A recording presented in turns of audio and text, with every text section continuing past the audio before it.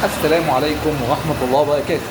كده الحمد لله دورنا المكنة صلانسيه، ظبطنا مسمار الهواء، ظبطنا التكيهات عشان كانت محملة، ظبطناها على أعلى مستوى، ظبطنا مسمار الهواء. بصوا معايا الكاوتش ما بيتحركش. طبعا الكاوتش كان بيتحرك لوحده وهو واقف في مكانه، دلوقتي الحمد لله ما بيتحركش اهو، وزي ما انتم شايفين الكلبش الخف شغال على أعلى مستوى. ده الشكمان طبعا كان بيطلع دخنه بيضه، دلوقتي منعنا الدخنه بعد النص عمره اللي احنا عملناها في الموتور.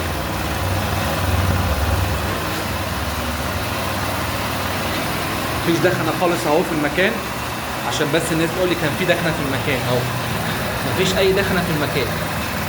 الموتور واقف صلانسيه بفضل الله عز وجل.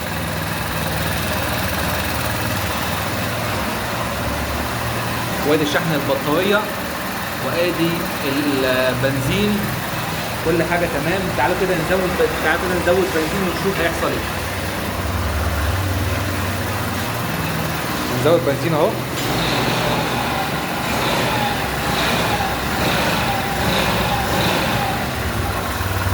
زي ما انتم شايفين العجل بيلف مع البنزين.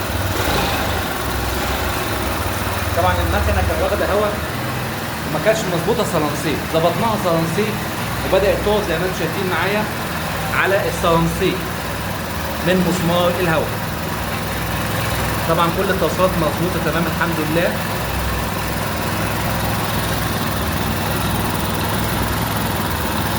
كل حاجه تمام، الله ينور، شغل ممتاز 100%.